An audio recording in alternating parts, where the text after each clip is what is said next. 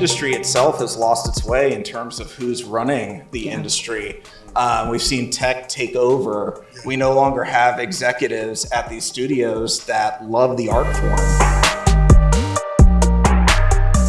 We all do this thing where we always want to network up, where we want to get to where everybody else is, but we don't network across. After the historic strikes last year, we started to have deeper conversations about how we need to change this, and we really need to revolutionize the industry. This is the first time I've been in a room full of people with hope and wanting to do something about it. Oh my God, that makes me. Thank you.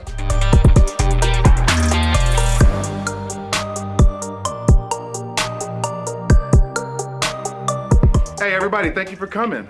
Yeah. What's today? It's Saturday? Yeah. Appreciate y'all. We want to get the mics going because we're gonna live stream, but let me get 2 seconds. Who's been in this room before? Oh, very few. I thought we'd have some veterans. All right. Who's been in the the TLC? TCL. The Man's Chinese Theater.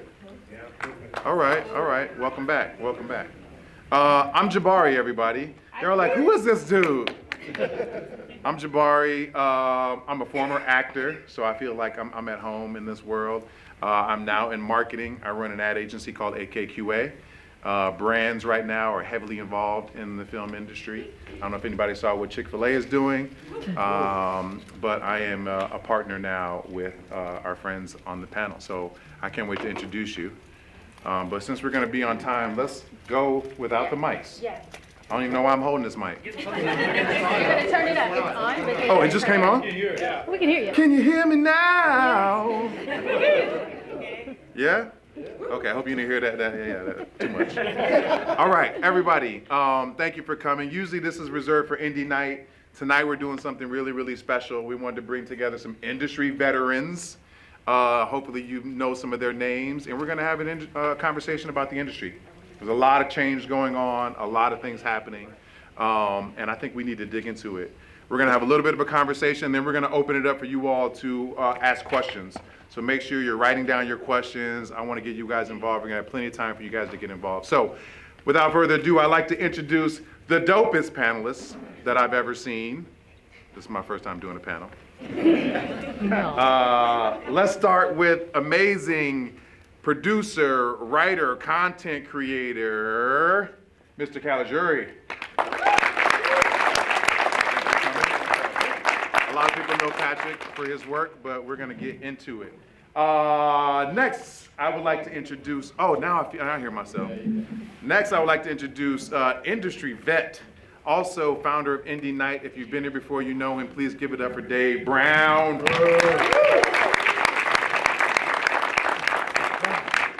got a lot to talk about, so I'm excited for that. And then my friend, SHARE CEO, co-founder, writer, producer, 20-year veteran, Erin Norman. Please give it up.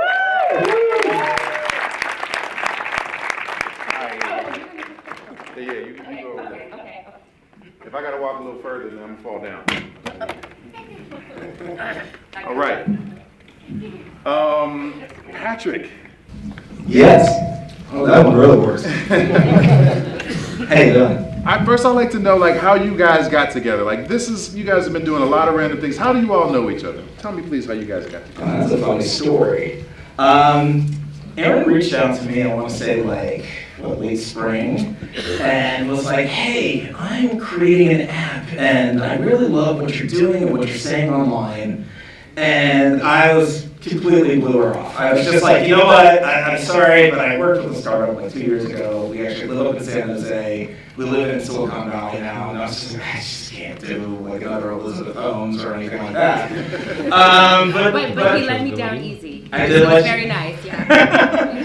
But I admired Erin's tenacity, and she kept reaching out. She's like, no, I have something that I think you would really be impressed with, and something that I think you would be a big supporter of.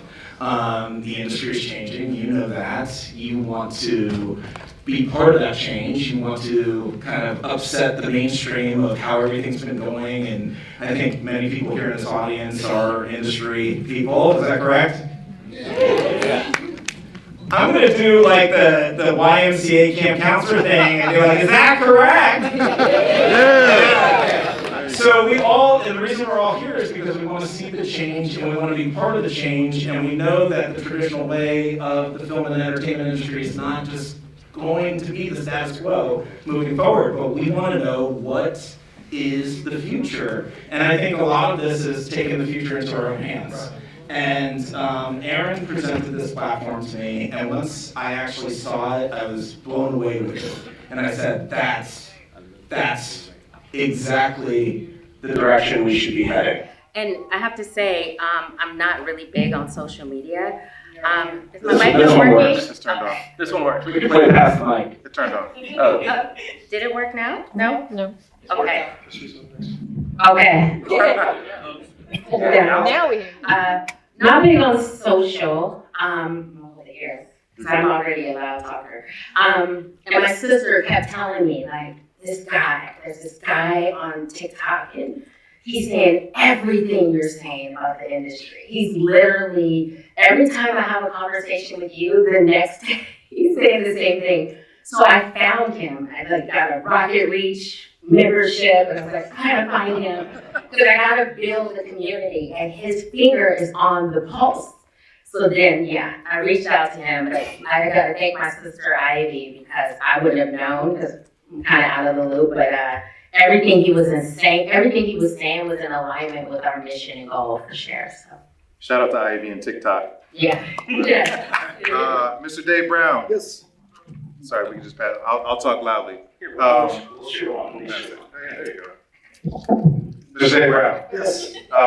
You've been in the industry for a while. You've seen it from all angles. All angles. You started IndieNight. Yes. Why is it so important for you to support independent filmmakers, independent films, in the entire industry? Well, I think it's taking back what's rightfully ours, and that's the art, creativity, and, we as filmmakers want to own our stuff, want to be able to say we can license our product off to a certain platform, which we weren't able to do back in the days with studios. You had an idea, you brought it to the studio said, we like it, we'll do it, and then all of a sudden they say, we own it.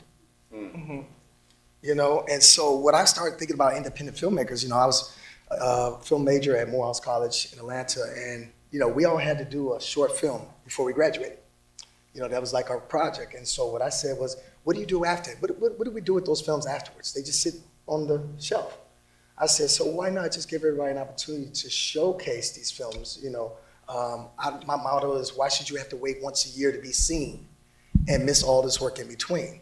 And we know in the industry, they always come up to you and they say, hey, what's the last thing you've done? You said, I did a movie 2 weeks ago, but it won't come out till next year. Believe it or not, when I started IndieNight, which is the first weekly film festival in the world, they told me I would never last. I said, why you say that? They said, because you'll never have enough films. I said, are you kidding me?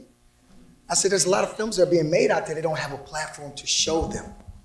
And so I said, if you give everybody an opportunity to show their art, and I'm a weekly film festival, then you have a lot more going and a lot more films out there being looked at. So now, give it up, 13 years. 13 years of this, and when they tell you can't do something, always remember this. They say that you're going on to work because they love your ideal. And that's when, Wait, can you repeat that? I said, when they tell you that it will never work, that's because they love your ideal. And they want to do it. They want to steal it. This business is all about, you got to hush, keep your stuff, quiet, because they will take your idea and run with it. So don't let nobody tell you it won't work. You go do it, and I had to show it, and now I'm 13 years here and doing it to another level. But, which your first question was, Yes. working with Erin. Erin and I have known each other for a long time. She's from the Bay Area, I'm from the Bay Area as well. We're brothers and sisters, and we did a movie called The Warning. And that was our first, project, independent project. Extra low budget. Yeah. 250K, DGA SAG, we shot it here. It's kind of how we thought about distribution. Thank you. with SHARE because we finished the movie and we were in post-production for a while. And then when we came out of post-production, we were excited to take the project and do like national small theaters and streaming. And then this crazy tiny little thing called COVID came through. Yeah. And all the plans we had just like went out the window. So we were like, well, we could put it on YouTube. And then there's a whole way of monetizing, and it just really highlighted to us like what is going on with this industry. And that was years ago. But then after the historic strikes last year, we started to have deeper conversations about how we need to change this, and like we really need to revolutionize the industry. It's not gonna work. It's not working. It's not. It actually hasn't worked for independent filmmakers for decades. It just is not working, so. So it hasn't been working for a while. You guys have been trying to do things within the industry. What made you decide to do something about it versus just talk shit? There's kids in the room. Talk mess. Never mind. It's not any words they haven't heard before. Being broke. Literally, I love filmmaking since I was a kid. I watched movies after movies. I mean, I miss the days where we could go see like Shawshank Redemption and Boomerang and Good Will Hunting. And I've been writing and trying to break into this industry, and just every time, and with all the people we know, I mean, I've worked a lot and I got in some pretty big doors, but every time it was like, well, who's attached? How much money? And it was like, what is going on? Like, we have original content. We can talk about, we can actually have conversations about new talent and new ideas. And so after just the struggle and the struggle with my community, and Patrick could speak on that. I mean, I'll piggyback on that. And I think just the industry itself has lost its way in terms of who's running the industry. We've seen tech take over. We no longer have executives at these studios that love the art form. I think the tech people, they don't take arts and humanities classes. They just take computer engineering, and they don't understand the product that they're trying to make. And just like last week, I heard they announced, we're making Days of Thunder 2. And I'm like, who asked for that? I was like, outside of the only two people I could think who want Days of Thunder 2 are Tom Cruise and whoever greenlit the film. And the rest of us are like, but still, think of all the thousands of scripts and screenplays and original stories that got passed up for that movie. And that's everything that they're going to be betting on. And these bets aren't sure bets anymore. And I think Joker 2 is a perfect example of that. They're taking big swings with $200 million features, but no one's taking a swing with a $10 million film anymore. Just like, and to your point, Erin, back in the 90s, I was at the movie theater every Friday night. Yep. And there would be 10 choices if I wanted to see a thriller or a comedy. And I loved going to the movie theaters. I loved being with my friends. And I feel that connection, the fact that we're all here sitting in a movie theater, we feel it. We just love laughing together. Mm-hmm. And that desire to get back into the movie theater. But the thing is, the product that is coming out is not coming out as frequently. And and you're not giving the audience what they want, because the people who are running the industry doesn't know what the audience wants anymore. Ooh, Patrick is talking the truth. What made you pick up a mic and you're known for your no holds barred, just tell it like it is approach to content? Like, what made you pick up a camera and just start creating content and just telling? I thought my career was done, man. I still think it is to a degree. I mean, my old career I don't want to say my career is done, but I thought what's interesting about this entire process over the last 2 years, and I started realizing this maybe about by the end of 2023, is that I was actually grieving. And I don't think, and actually somebody in the audience here, Will, I'll shout out to you. He told me we had a great discussion about this, that, you were taught in your life to mourn your family members that you lose, to lose good friends, but no one ever tells you that you could ever mourn your career. And I thought that was a very profound thing to say, because from the earliest age of age 9, and I grew up outside of Orlando. So when I was 9, like Disney MGM Studios opened, Universal Studios, I thought Orlando was going to be the hot mecca. So anybody who wants to talk about Atlanta or Albuquerque, look what happened to Orlando.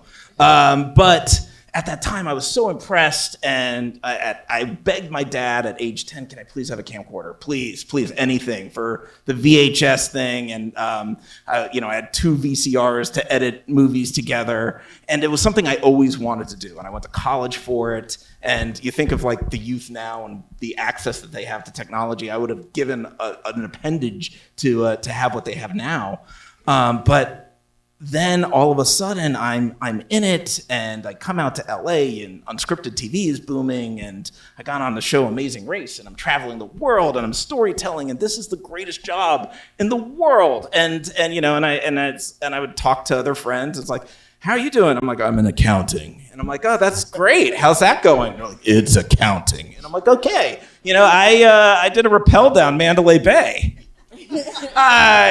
Testing a rope. And it was just amazing. And I had this fun career. And then all of a sudden, just boom, the faucet dried up.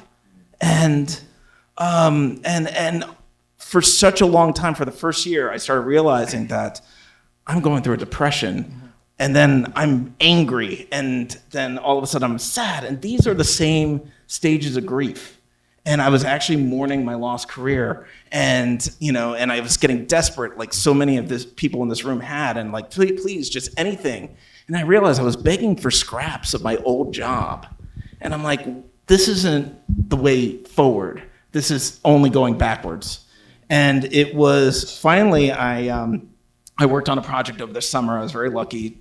But again, took a 40% dock and pay, took 2 steps back in show title, and I realized that was when I hit my acceptance of, I don't want to do this anymore. And I love what I do, but I don't want to do this. This is not the position to be in. The position should be looking forward to the future.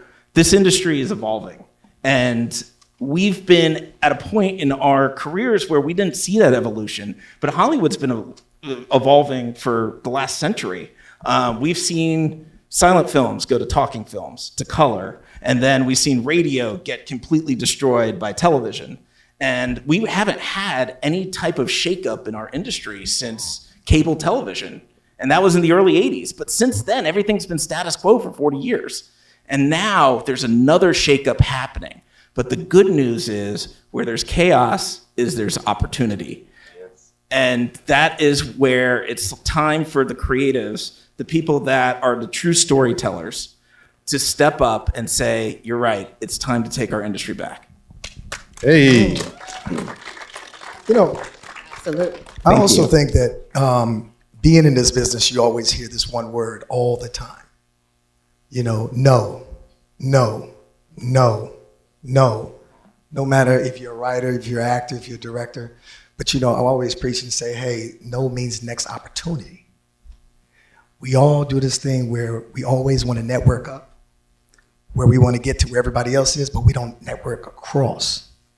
So this is what I'm saying is right here. We come across and say, hey, how can we change what the worst strike ever in the history of the game? People lost their homes. People lost their cars, people were homeless, you know what I'm saying? And it really hit hard. It really hit hard. And so when you can think about how we can bring back the structure, as we always say, what, Hollywood 2.0? Because whether you like it or not, there's a reset button on Hollywood. It's a reset button, but it's gonna be for us as independent artists to take back what's rightfully ours. And that's creating art. So this, when you bring all this together, you bring shares, you bring IndieNight Film Festival, this is what it's all about. It's giving everybody the opportunity to create and show your art. I love that. Dave, talk to me.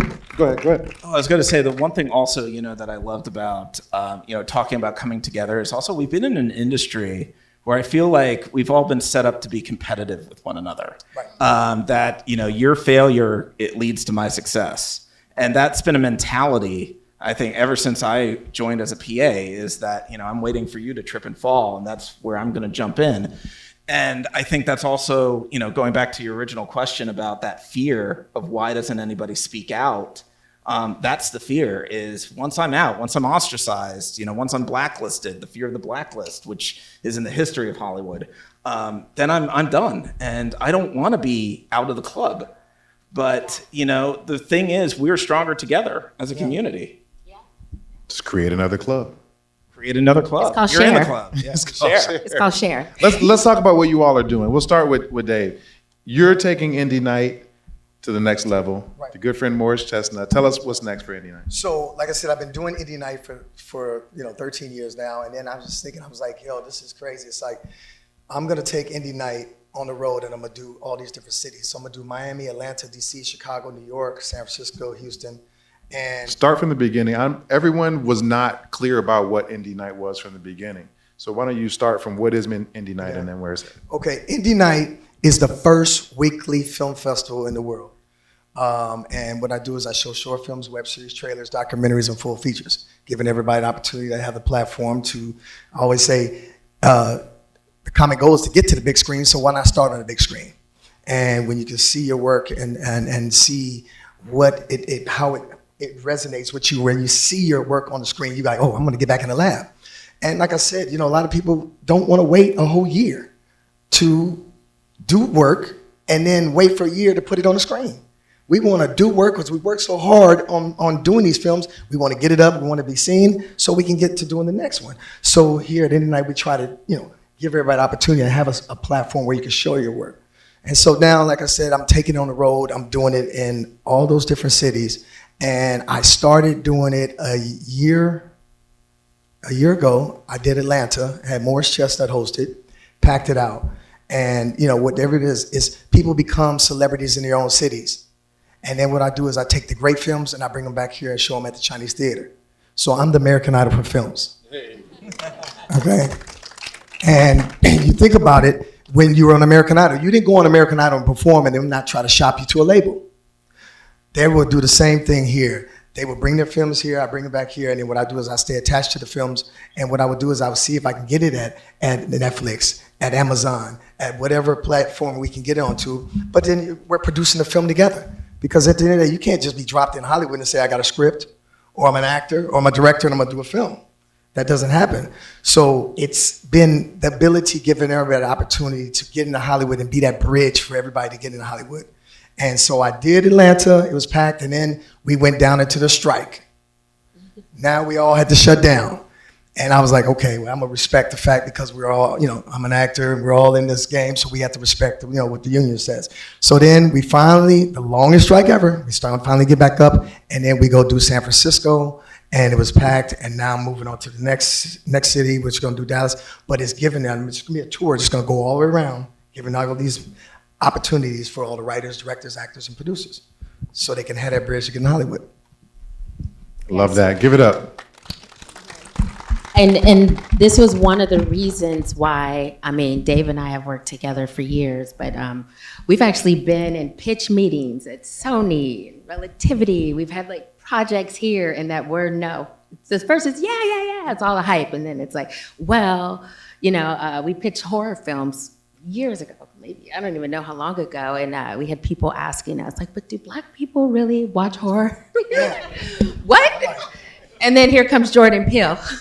A couple years later, but being a part of IndieNight and seeing what they were doing, it was like, once we had the idea for SHARE, and we actually thought about it, Leonardo and I had the idea, we need to do something, and I just kept hitting him over the head, no, we need to do something, and people should all be able to profit share. It sucks. Why is it only top of the line? Everyone could do this. We gotta change the industry. And he's like, yeah, but how are we gonna do it? We're gonna do it. We're gonna figure it out. So I literally started calling and talking to all of my immediate community, including Jabari and our other co-founder, Rachel. And the first thing she said was oh, hell yeah, this is amazing. I would talk to so many friends. I told Dave, and literally, I tell Dave, and in our promo video, which you'll see, we have Zendaya in there. The next week, he has me in a meeting with her father. pitching Share. We don't even have a website. We have nothing. But I did try to go to the community and talk to everybody and say, hey, we're building this, we're doing this. And certain people jumped on. Shout out to my girl Sean in here. Like, she was one of the first that was like, what are we doing? How do we do it? Let's get started. Because like you were saying, Patrick, like, we need the community to build this. The problem is that, like, we don't really, like you said, stick together a lot of times. And I think people are still kind of stuck in the old ways of Hollywood, and they don't realize that, like, we're in a whole new world right now. Like, you know, I was thinking about Google has, or YouTube has 200 million content creators, right? And people are making money. My sister has a TikTok account and she makes like thousands of dollars a month. And I'm like, how does she do it? Yeah, You don't want to know. Whoa. I should say 1,000. We'll put like around there.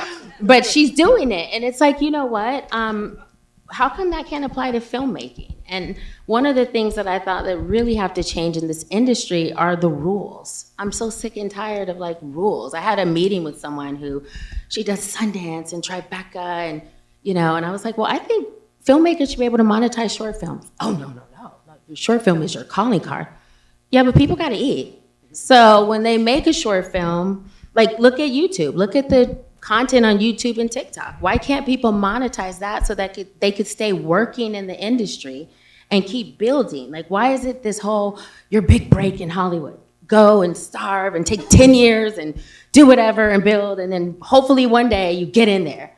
Like, screw that. Like, why can't we start right now? Like, this might not have worked. This wouldn't have worked 10 years ago because of technology. But today, we have the technology today. And if we all come together and support, you know, each other, like, we could help get our films distributed on these platforms, watching it so people make the money they need to make, and also help get it funded, like WeFunder, Start Engine, like now with new laws with the SEC, there's new platforms that help you do equity crowdfunding.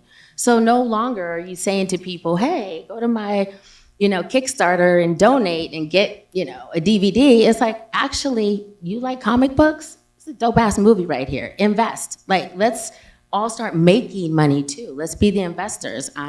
We're doing it with Share. We're starting a campaign where we're telling people, you guys can own a piece of the company. Because I don't think anybody in here owns a piece of Universal, Fox Searchlight. If you do, raise your hand. I had Warner Brothers stock, but Well. But I'm saying, like, we have to think in that way. As we build something new, we have to think about it in that way. So.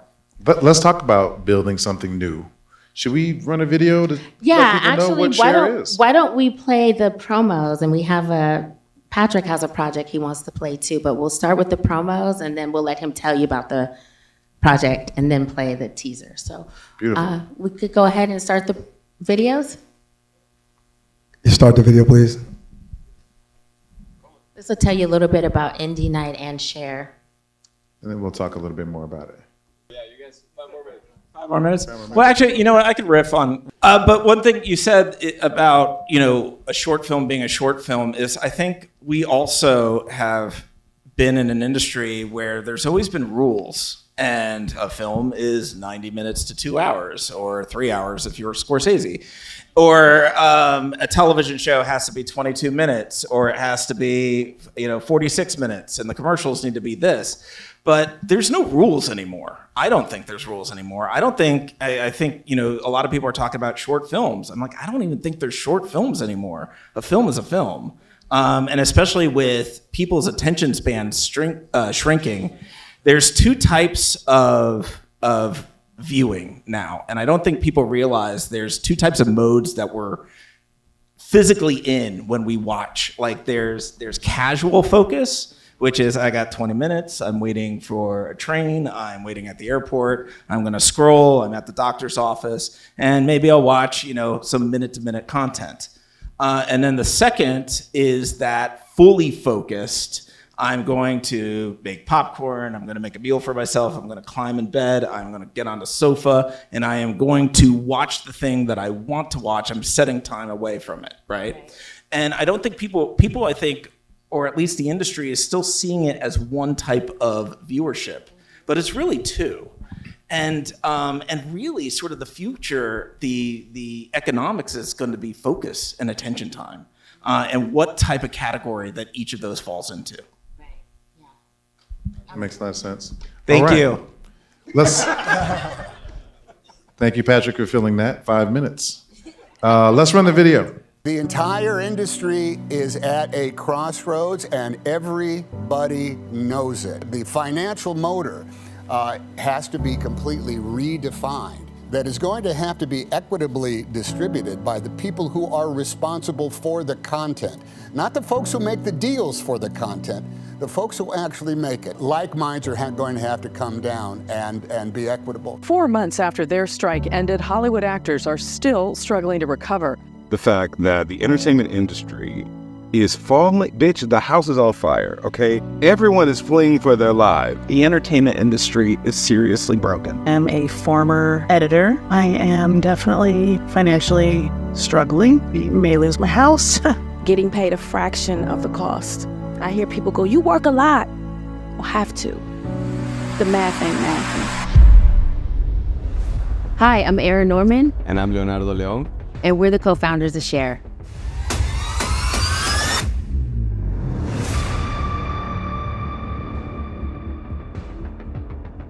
SHARE is a global platform that connects filmmakers from all over the world, giving them an opportunity to network, collaborate, but most importantly, profit share in the projects they work on.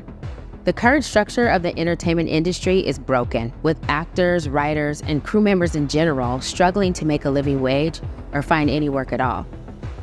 As frustrated filmmakers ourselves, we know how hard it is to pursue a career in the film industry while also making a decent living. So we decided to do something about it. We believe that everyone who participates in the creation of a film should share in its success. Not just the studio execs with corporate interest or the crew above the line, everyone. For too long, the artists that actually create the movie magic have gotten the short end of the stick, receiving little to no equity in the projects they create. The SHARE platform gives filmmakers an opportunity to bring their amazing stories to life. And here's how it works. Filmmakers from anywhere in the world can join SHARE for free and immediately connect with other filmmakers in their area. They create a profile and add what skills they have, plus see what other filmmakers are close by. Once filmmakers find a project they're interested in, or list the project they've created, they can find their crew and begin to collaborate on projects. Whether there's a budget or not, filmmakers can negotiate their time and skills for back-end points on any project that they work on. After completion, the team will send their project to SHARE, where it will be uploaded to our YouTube channel, and filmmakers will immediately have the opportunity to profit from the views and downloads that their video generates. And the SHARE model has already been proven to work. For instance, in 2020, actors Zendaya and John David Washington produced and starred in the film Malcolm and Marie. Zendaya and John David decided to share in their profits of the film, giving every crew member at least 1% equity in the project. What happened next was incredible. Netflix bought the film for over $30 million and crew members cashed in. Even the ones that only had 1% equity in the film walked away with at least $300,000. I think the model has to change. And just recently, like me and my partners, we produced a film called Sing Sing. Yes. It premiered at TIFF. And we kept the budget very low. And when I tell you, we kept it very low, but we made sure it was equitable for everyone. That's right. Every single person had a point. That's what we did. Above the line, below the line. Yep.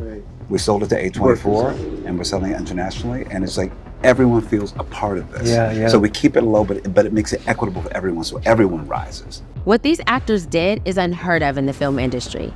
Usually back-end points only go to directors, movie stars, and top producers, with crew members only getting paid for the work they do during production. SHARE is changing the way profit sharing is done, giving filmmakers the opportunity to make money on the projects they work on until the end of time. We provide AI tools, marketing services, instant and direct connections with other creatives, equity crowdfunding opportunities, and profit-sharing tools. Our innovative platform is set to transform the entertainment industry by empowering filmmakers globally. We hope you join our SHARE community so we could revolutionize filmmaking together.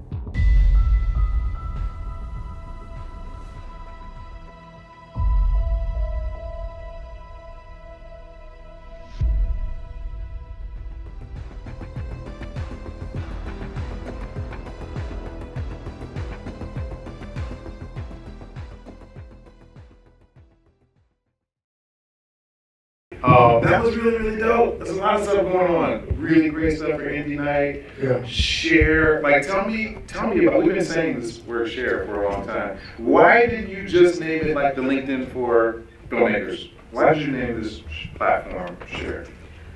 Well, because I think that actually Leonardo came with the name. I didn't have a name for it. And we just kept saying, like, the idea was just to tell people that everybody should make money. Like, every single person contributes to the success. Set director, wardrobe. Why is it just the executive producers and the big movie star that gets to walk away and see all the profits when everyone came together to make it a success? So Leo came to me one day and was like, I got the name, it's Share. I was like, that's dope. Like, let's look it up, let's see. And so the idea is that it doesn't have to go around. You know, like, everybody should be able to just think about it. I was talking to a friend of mine who works on his wardrobe. He works with a big movie star, and he's done like 20 films with them. And I was like, imagine if you had profit sharing in all of those movies. Like, at the end of the day, when crew works on a project, they work their butts off. And then once the movie's over, they're gone. They're like scrambling to the next project to try to make ends meet and, you know, support themselves. And so the idea was that, one, it's fair. That's what I think is fair. And the second part is that I think when people have equity in a project, they work harder. So it's also like a built-in marketing machine, because when the movie's over, now everybody that's a part of it that gets, you know, a stock in the project, they're telling grandma and their cousins. It's like you now have a lot more people supporting your project. So that's the idea. We share our ideas, we share in the creation, and then we all share in the profits, regardless of your experience level. If you work on the project, you get something, you know? I love that. Yeah. What got you excited about Share initially, Patrick? I think, you know, Erin hit the point of fairness. You know, unscripted, we're sort of the lower end of the totem pole, the redheaded stepchild of the entertainment industry. So, you know, and it's funny because a lot of people misconstrue producer, especially with unscripted producers, that we, you know, live in Malibu with infinity pools. But no, it's like, I got my 1-bedroom studio apartment in Van Nuys. But Right. it's we were part of the crew. I've always been in the trenches with the crew, and I've always felt you know, and I've always sort of suffered, I guess, you know, I don't want to ever say like we're war buddies, but like we've all kind of went through the grinder together, you know, and then we come out, and to Erin's point, it's like, okay, and I made enough money to get me to the next project.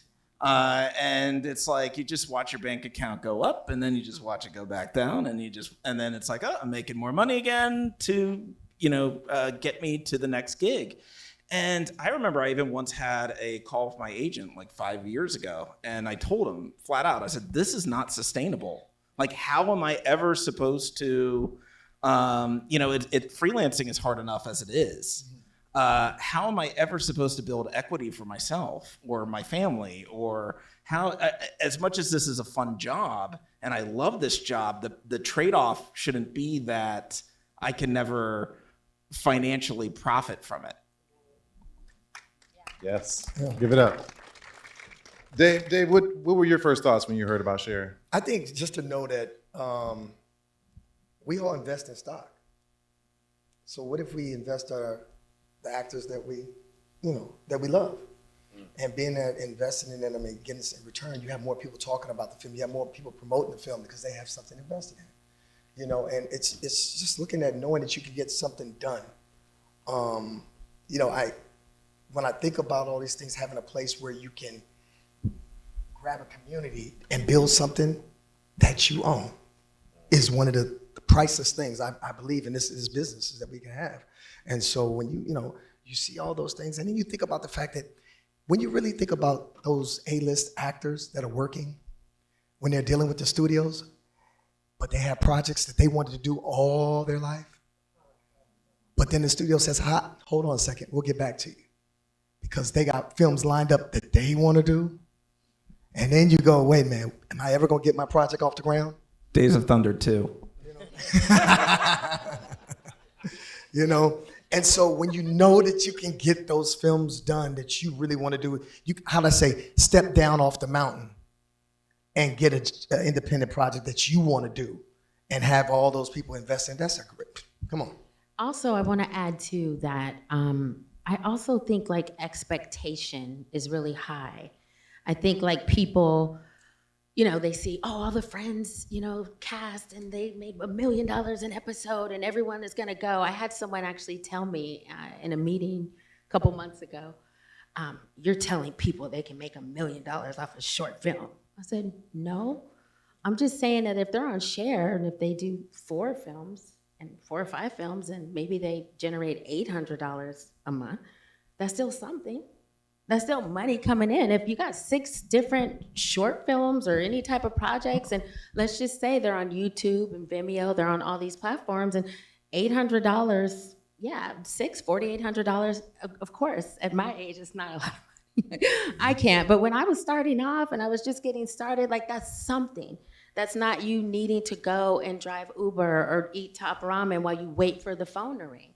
There needs to be something there. So we will, you know, we all aspire to be millionaires, but in the meantime, we need to just work and just bring something in to sustain and, you know, be able to survive out here. And I kind of feel like people want to skip that part. And that's the magic. That's actually where you meet your community, you build. And what's so funny is that also people who do not or are not a part of our industry, they have a complete misunderstanding of how films and television shows get made. And to your point, is like everybody does think we're millionaires, and that we all have infinity pool. And I'm so glad that your industry is crashing because you don't know what it's like to be, you know, part of the blue collar. So it's like, oh, buddy, you know, I think we know.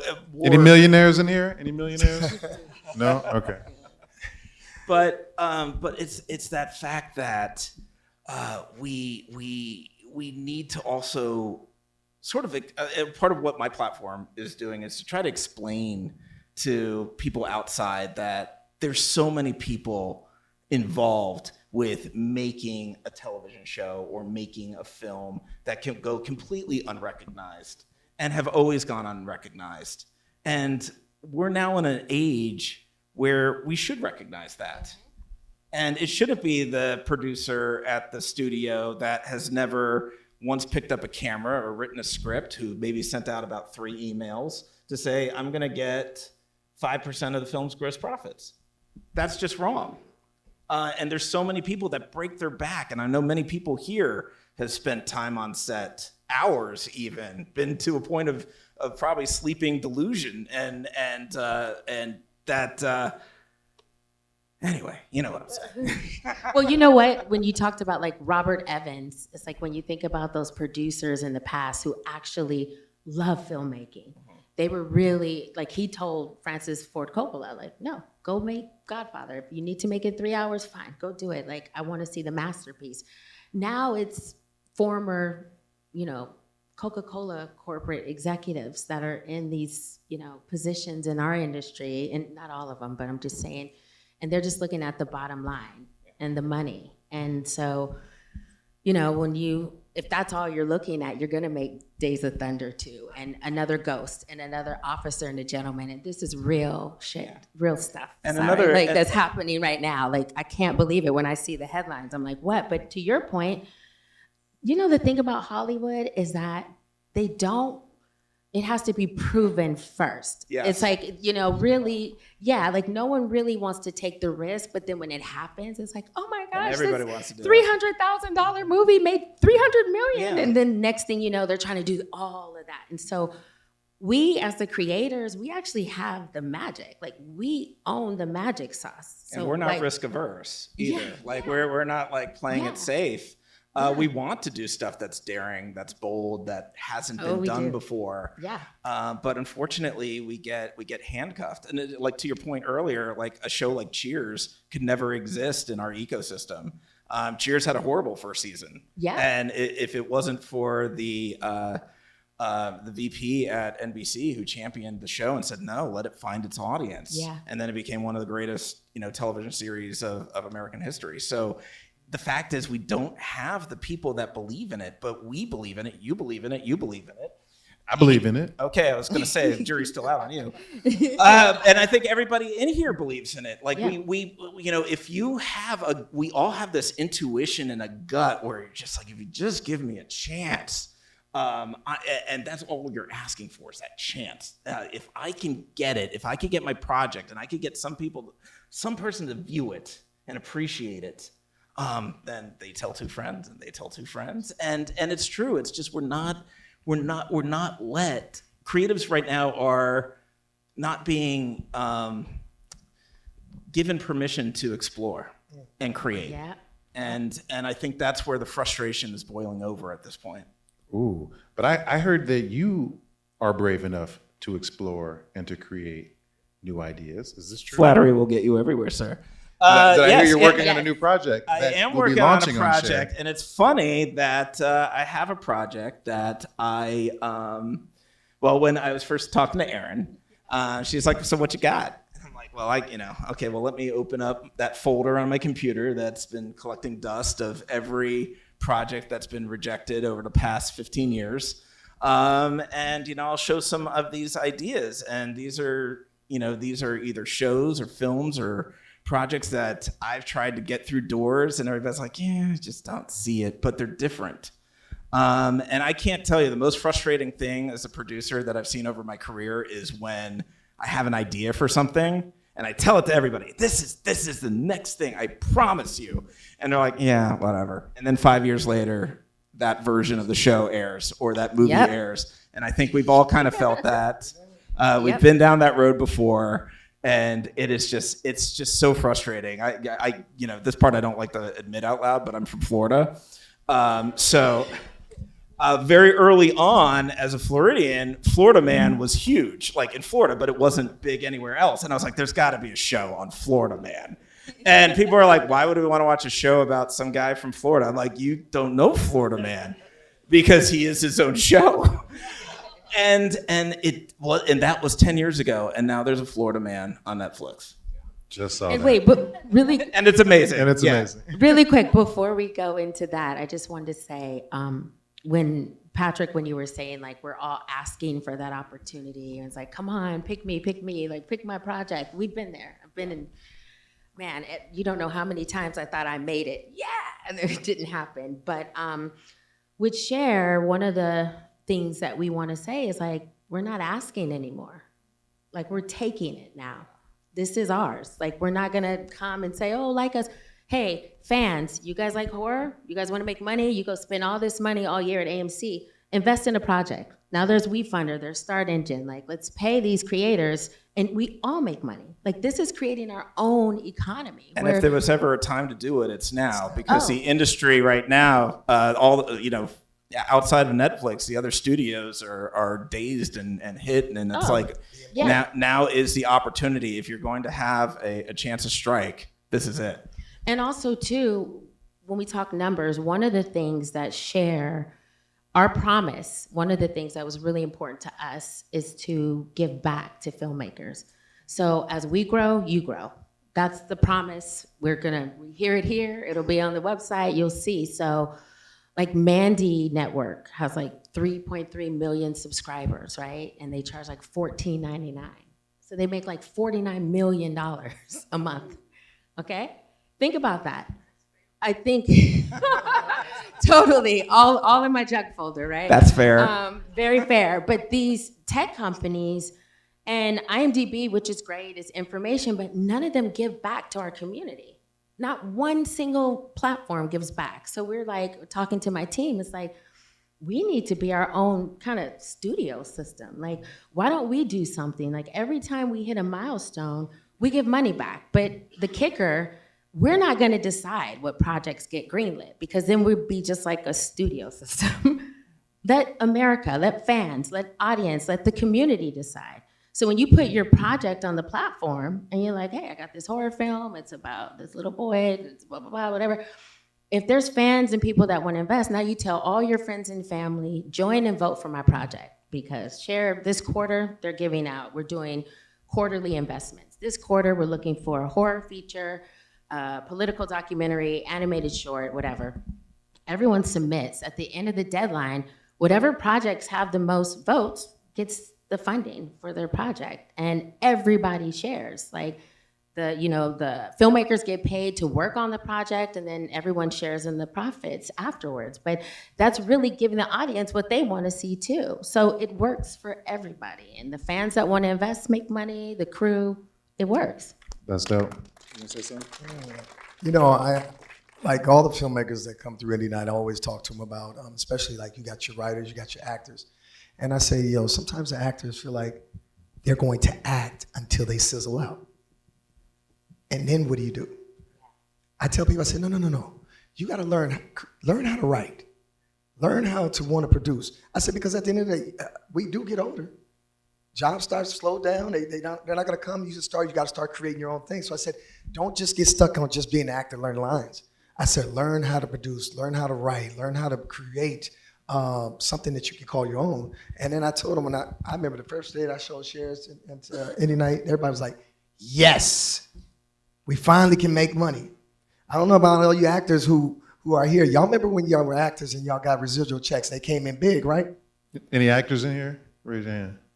They came in big. All right. The next thing you know, regardless. Don't be shy, you're an actor. You know, those checks were like, what, $20,000, and they went down, they go down, they keep going down, keep going down, keep going down. But at the end of the day, when you said $800, I don't know nobody that wanted to come in the house and get a check for $800 every time. You know, it's needed.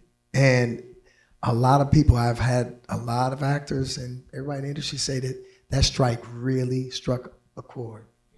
So when does SHARE launch? When can we get a piece of it? So that part, we were actually gonna launch today, and my co-founders, Rachel, Leo, and I were up very late with developers. We've been testing, our beta testers have been out there, and we saw a couple of things that we were like, oh, can you just tighten this, but they are overseas. So within days, we're launching. But we do ask everyone to, the site is incredible. We're really excited. We've been working on this for over a year, and we're gonna keep building it out. And I don't know if you guys remember what Uber's website or Airbnb looked like when they first launched, but keep that in mind. We're starting. Prodigy. It's gonna be amazing. I'm not trying to poop on my own, parade. It's gonna be amazing. It's gonna give you the functionality to sign up, create a profile, add a project, but just so you know, we've been bootstrapping this ourselves. We just did a friends and family round where we had investments come in that helped us get through development, but this is not VC money. This is not a studio. This is filmmakers like yourselves that have been really trying to do something, because this platform is for me. It's like, I want to build this and change something because I feel like I just love filmmaking, I love our community, and I think this is the time to make something happen. So we're rolling out in the next couple days. We have QR codes outside, so please scan it and put your email address, like join our newsletter. And in the next few days, hopefully, we're gonna tweak things. We'll send you the link and everybody could join then, and just join. It's free to join. You could join and see who's around you. And I mean, this is the beginning. Pretty much everyone in this room, you guys are the first people that will actually get the link. We're gonna do our little soft launch and then, hit the masses. But I say join and see what's around. The moment that you wanna participate in profit sharing, it is $9.99 a month. And that's where you can submit yourself to projects. You could build your project to find your crew. We tried to keep it as low as possible compared to the LinkedIns, the IMDb, because we know everybody's, struggling a little bit, but we also need to pay tech and we also need maintenance and stuff like that. So yeah, few days. Few days. Awesome. Few days. And you have a really dope project. There's a few projects that are launching on the site. And there's one that particular? we have one project that we're really excited about that has never been done before on the big screen. It was brought to us by this gentleman here, producer Patrick, as you guys might know him. He told us this idea in one of our meetings, and I was like, oh no, we got to do this project. This is absolutely incredible. It's unique. It's something that I think fans will want to invest in, actors, but how about we play the video? Let's just roll the video. Do we have time to roll the video? Can we roll the last video? We've all seen the movies, binged the shows, and thought to ourselves, I know exactly what I'd do if I were in this situation. But could you, if it really happened, survive a zombie apocalypse? 8 brave souls, chosen by America, will step into a reimagined world where the only task is survival, and the stakes, everything. For the first time in film history, real-life survivalists will drop into a horror hellscape.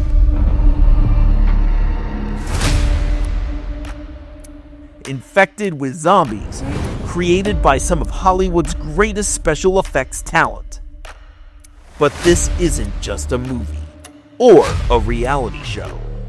This is survival. Every decision they make, every challenge they triumph, every terror they feel, it's 100% real.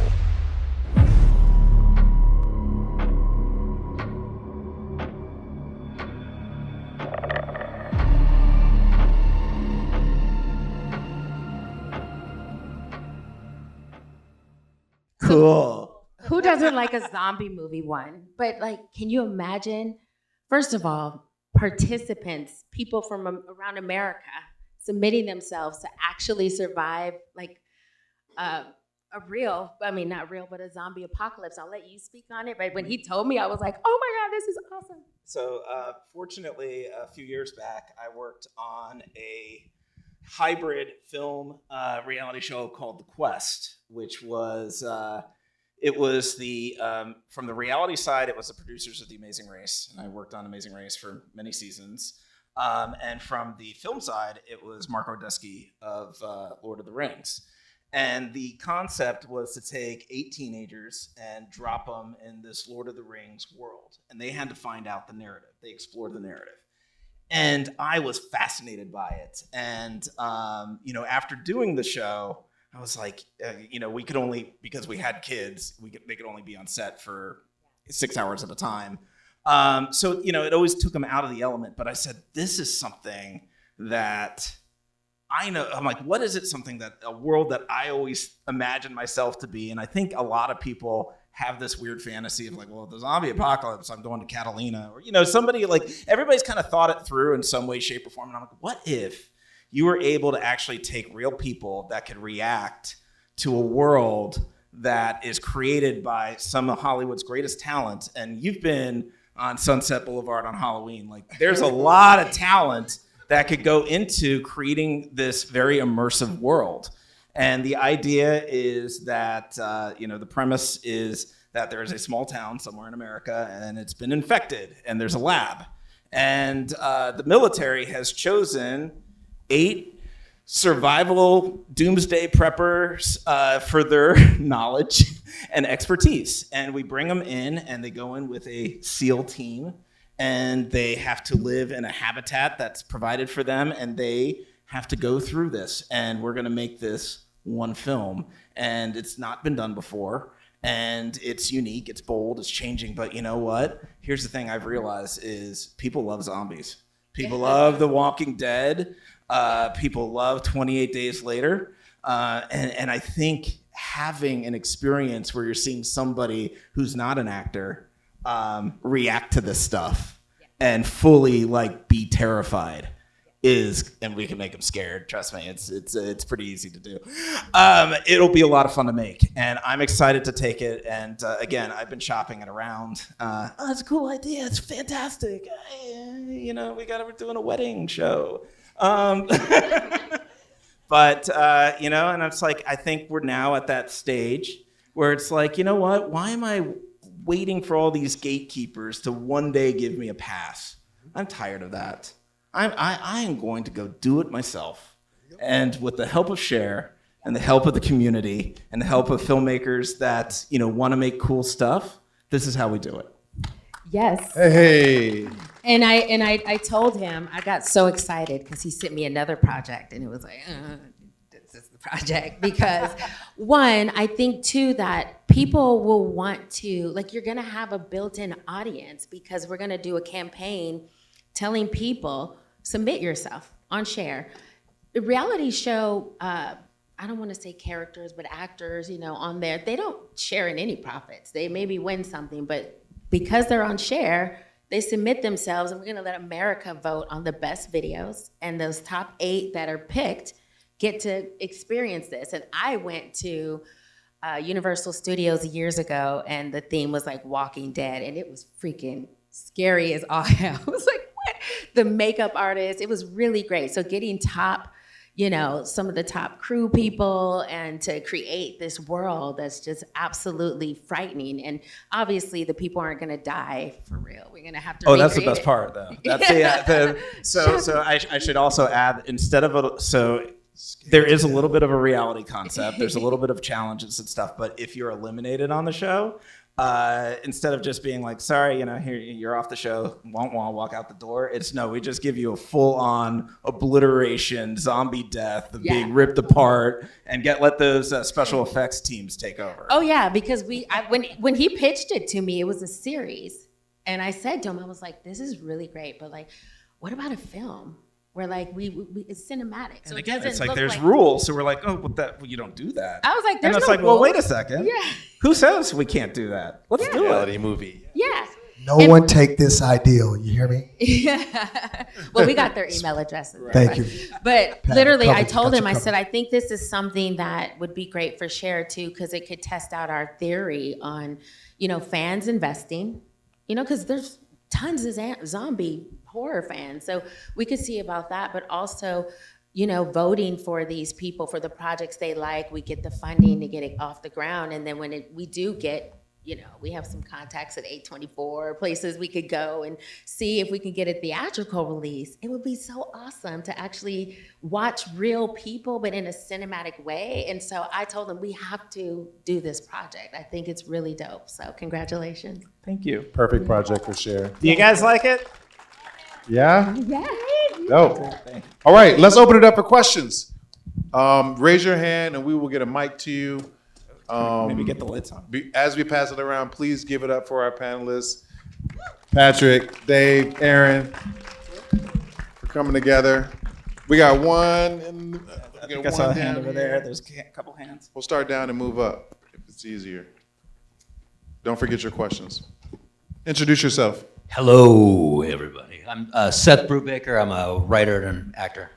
I love what you guys are coming out with, and it aligns with how I'm seeing, things in real time.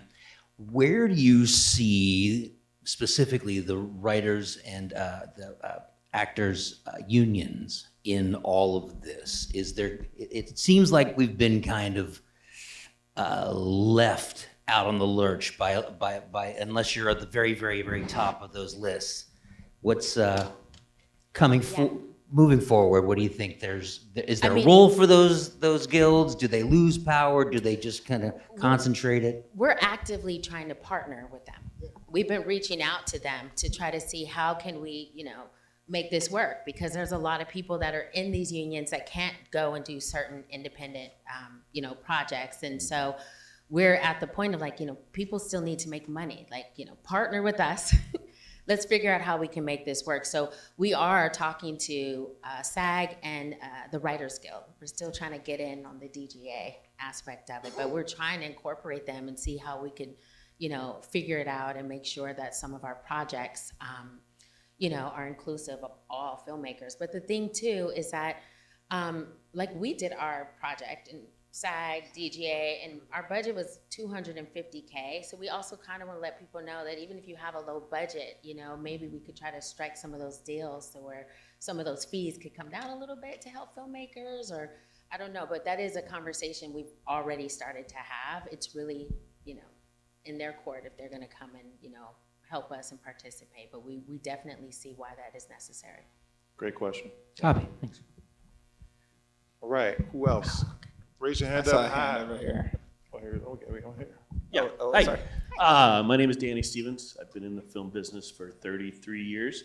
I think the main thing, two-part question, is the idea of deferred payments been around for decades. I remember when I got into business, scraping for film jobs, and they're like, well, you will get paid this rate when the movie makes money.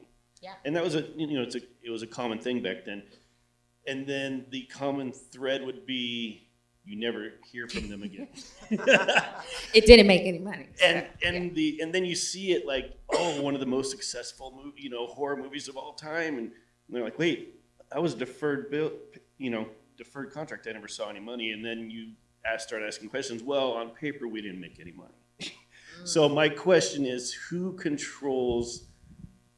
shows if the movie makes money? Like, who's deciphering that? So, Yeah. yes, SHARE. So basically, everything, I don't know if you guys are familiar with Upwork or Fiverr and how there's freelancers on these platforms and they work, all the transactions still have to go through the platform. So one of the things that we do is to protect the filmmaker. It's like everything, every investment, every payment. So let's say you come on, you have a project, you make your project, you have a small crew and, $300,000, but you end up making, $650 or whatever on Hulu.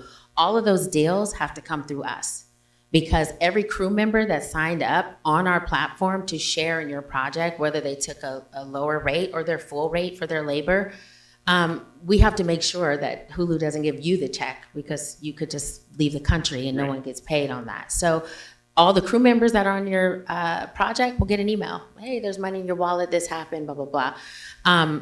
With those type of contracts in the past, where you sign up, you get the deferred payment. So the 50%, the investors get their money back first, and then whatever is left over is, split.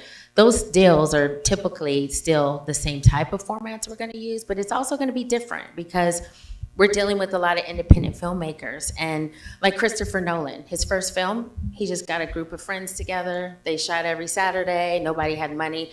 Our idea is to say, whether you have a budget, low budget, no budget, come here, negotiate all of this because we have a legal team. And before we even started this, just so you guys know, we're with Oric Law. And the first thing we did with their tech division is like, is this even possible? Like, how can this legally work? And he's like, look, Fiverr, Upwork, you're not reinventing the wheel. You're just doing something different in a different industry.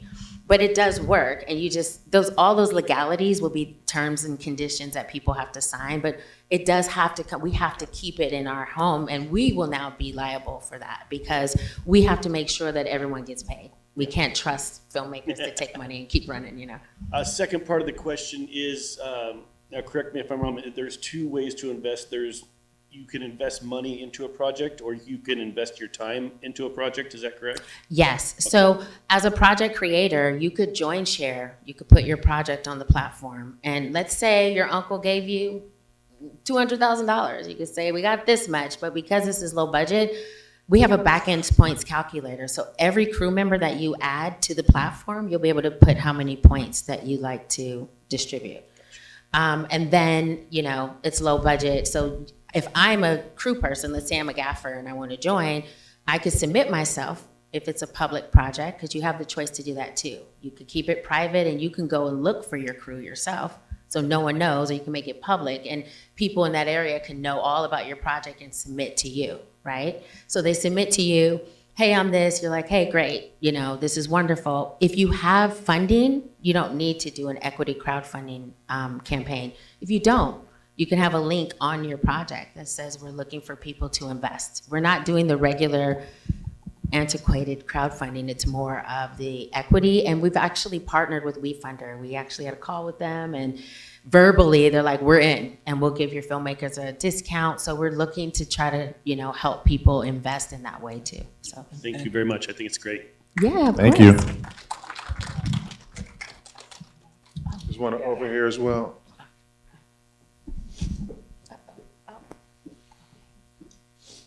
It's hard to see, so when you raise your hand, wave your fingers too. It's this gentleman There we go. over here on the right.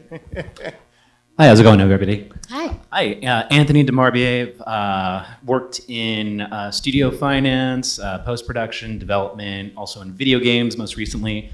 I've been following producer Patrick actually for a while. Watched pretty much every one of your videos. Very informative. My question is, let's say hypothetically that there is another production company out there that is running a similar model to this, and they were doing a blockchain smart contract model. And they were looking for extra crew members, like depending on if they're doing a location shoot, let's say in Las Vegas or Chicago, would that company be able to do the same thing like for a slate itself, or is it just for individual projects and individual creators? Yeah, if they come on the if any project that's on the Share platform, like when you sign up for it, you have to agree to profit share. So unfortunately, if there's an outside production company that has a project, but they're not planning to share in the profits with all of their crew members, they can't bring that project to us and try to, or get filmmakers from our platform to staff their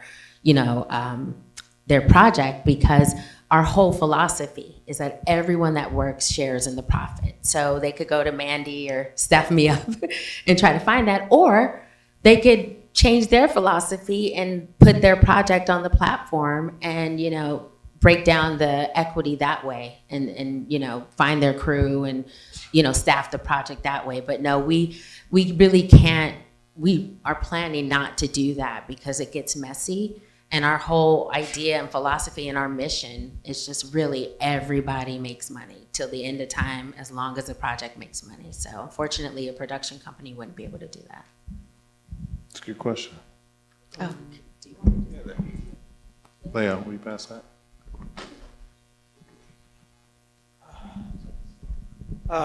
My name is Isaac Rodriguez, emergency room technician, aspiring actor, aspiring writer. Thank you for this. This is awesome. Patrick, I've been following you. I Thanks. appreciate you reaching out to your audience. We wouldn't know about this if you hadn't reached out to us. I'm kind of piggybacking on what they asked. About 100 years ago, you had 3 actors, Pickford, Fairbanks, Chaplin, who started United Artists because they wanted to be creators. You're doing something similar many years later. How do you keep your identity when the big studios come in and see you're successful and want a piece of this and continue to do this with your fellow actors, your fellow creators? That's the way that we do it. Is really our community. We have like it's funny because we had someone come to us. I don't even know, because we've been working so long, if it was this year, last year, but they offered us money, big check, to take the company, and they were gonna, they had ideas and blah, blah, blah. And honestly, at the time, I could have used the money. I was like, well, and they're trying to be filmmakers, but their energy and their goals were just like completely just off. And the idea that they had about like power, just kind of, all of us were like, no, hell no, like no. And we want to grow this and do actually something in the industry. So yeah, if Sony, and they're gonna do it. I mean, think about Netflix, you guys, right? Netflix came around, they actually went to Blockbuster and got turned down, okay? But what did they do? They served their consumer and they said, listen, you know what, everyone's dealing with late fees and people are, spending $400 on late fees. We got something. We're gonna make sure there's no late fees, and screw Friday night running to Blockbuster, standing in line, hoping your thing is there. We're gonna put it in your mailbox, right? They did that. The consumer, the person they're serving, actually was like, this is great, okay, wonderful. They started to build their platform that way, and then once they got successful, then they started doing original content, and that changed the game. But right after that, some of the same stockholders in Blockbuster who are in the studio system, they all jumped on the streaming, bandwagon. And like you've seen in a lot of his videos. Okay, sorry. You've seen in a lot of his videos how the bet they made on that, it broke the industry in a way, because everyone tried to do what was happening. So people are gonna try to do share, I'm sure they're gonna all, I mean, actually, Mark Ruffalo just did a project and he shared in the profits. Domingo Coleman just did one. Matt Damon and Ben Affleck had artist equity. So people, the artists are already starting to see why this is important. The studios won't see it, but when they come calling, it's really important for our community to say, no, we're over here because this is, you guys are, we have to all kind of be strong together. Right.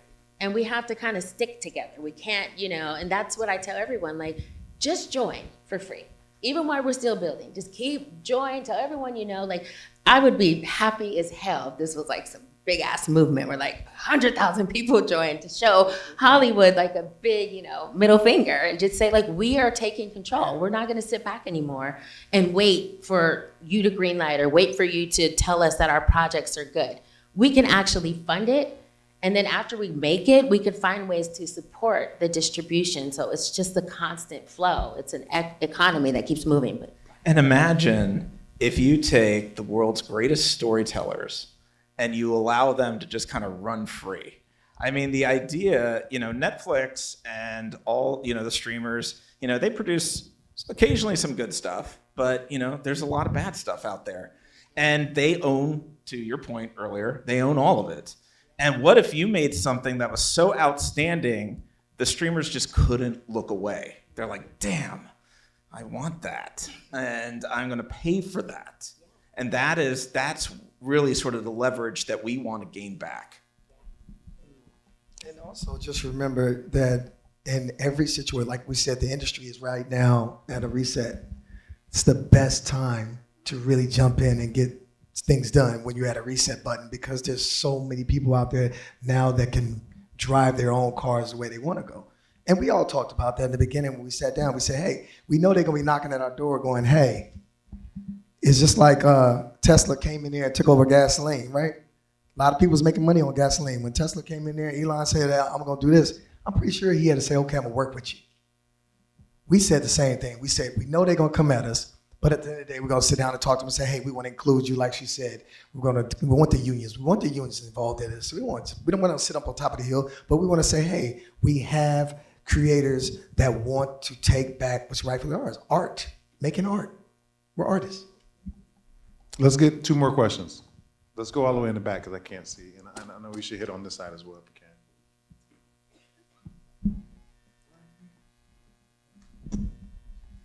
Somewhere?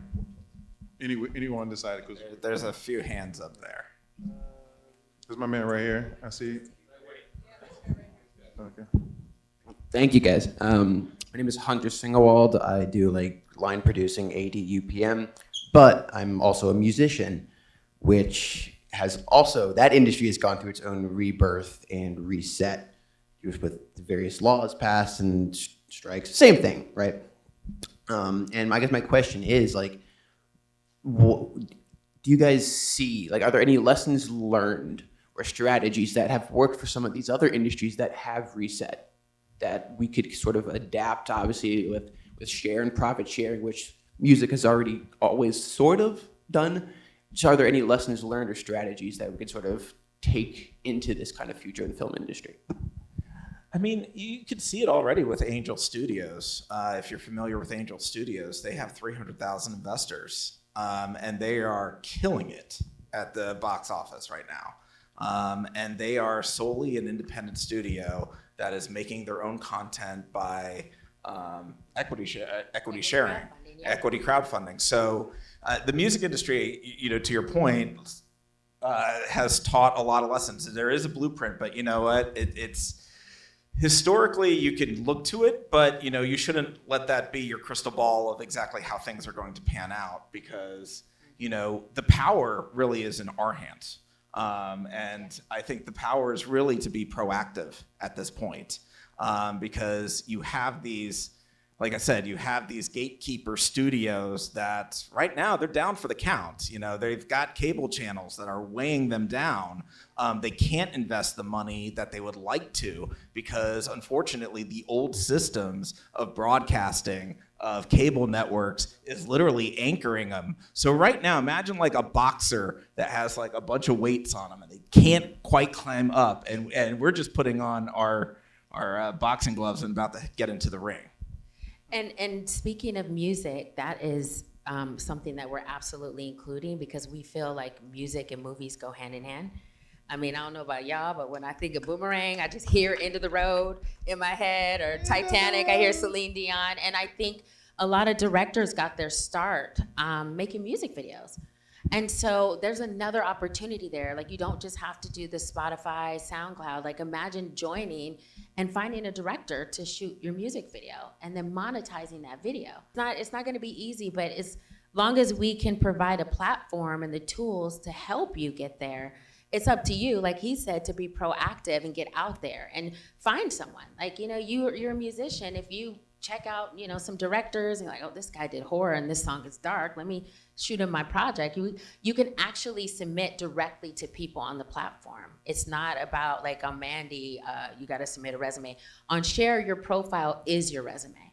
So people see exactly what you got going on. And similar to LinkedIn, like, we don't want it to be some like, you know, negative, you know, Craigslist or even like IMDb. So LinkedIn, you can only receive endorsements, you know, and the more endorsements you have, the more people know, you know, how legit you are anyway. So we're working on all that. I think there's a hand back there. I would love it. I would love it if we had a woman that had a question. We had a man. There's one right over here. I saw somebody. I just had a statement that just two things. One thing, I love your model because it's egalitarian, which is long overdue in an economic model that something's egalitarian where everybody wins at the end.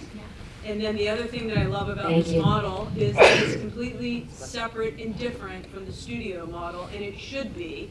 And what I hear a lot of people saying is, we're taking back the power. Guess what? You never lost the power. You handed it away. And Okay.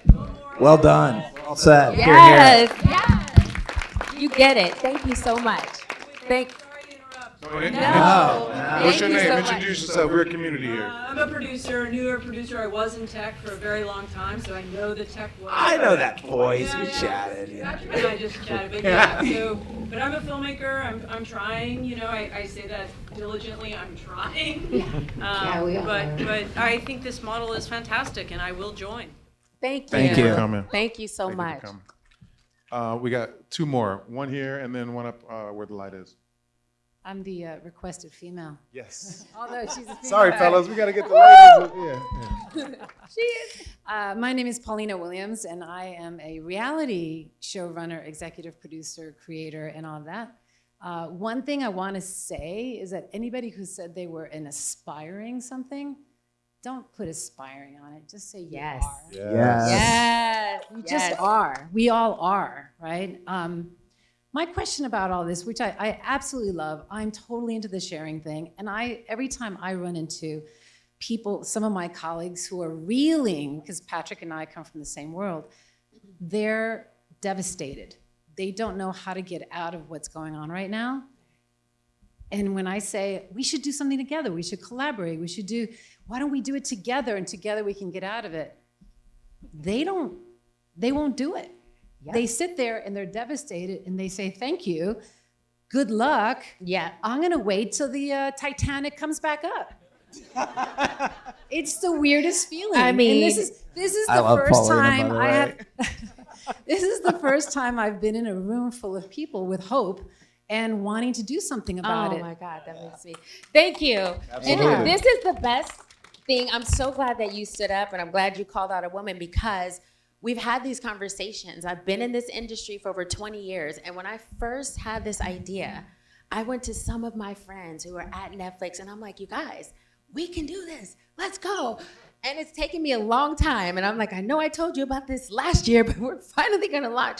Let's go. And you would be surprised how like so many people, friends who just weren't even like, what are we doing? Let's go. Like, it's like, I don't know how to, you know, like Patrick, we just met this spring, summer, and like, yeah, and I've known you for years, but like, just on our meetings, we've had incredible meetings where we're ideas, and he's like, what are we doing? Let's go, let's go. I'm like, if everyone had this energy, right, we could change the entertainment industry, but we gotta get together and do something. So that's why I'm telling everyone, you know, I'm asking, like, just join.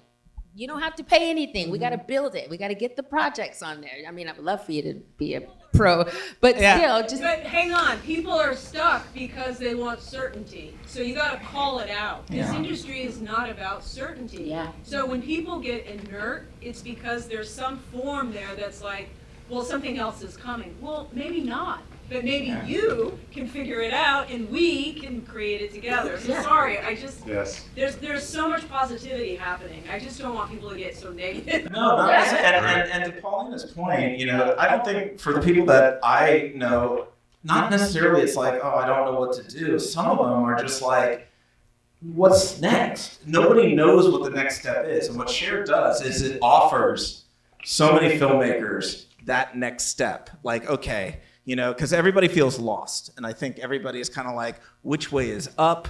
Where is this industry heading? I think it's the number one question that I get on social media is like, what's next? And I say, well, you know what we could do is we could try. You know, it's worth taking a swing because, you know, you don't know if you can't at least try to like set the groundwork for whatever Hollywood 2.0 is going to be. And that starts, I believe, with SHARE. I love what you guys are doing. So what's the difference between SHARE and Legion M, which is pretty much this concept of 10 years ago and it's never taken off? Oh, yeah, because Legion M has you, which is great. Actually, WeFunder started their campaign, and I think they raised like 11 million on WeFunder. They hit their cap. This is actually what one of the WeFunder executives told us. And so they sent them over to start Engine. The difference is that WeFunder is allowing to invest in their films. And when the film comes out, you do like, I guess, in their company. These are independent. These are all of those projects, are all under the Legion M Films umbrella.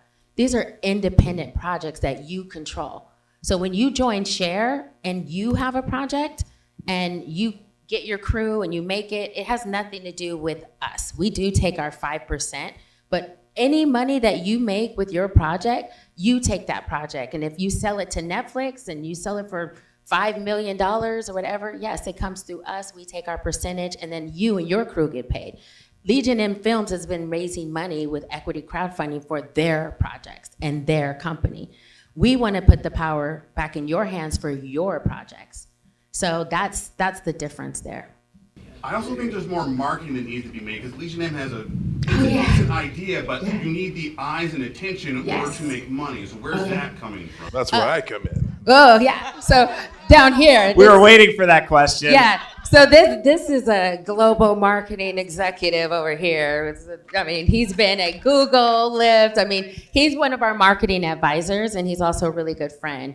And he was one of the first people that I went to talk about this idea. And one of the things, Patrick called me and Rachel about a month ago, and he's like, yeah, what are you doing?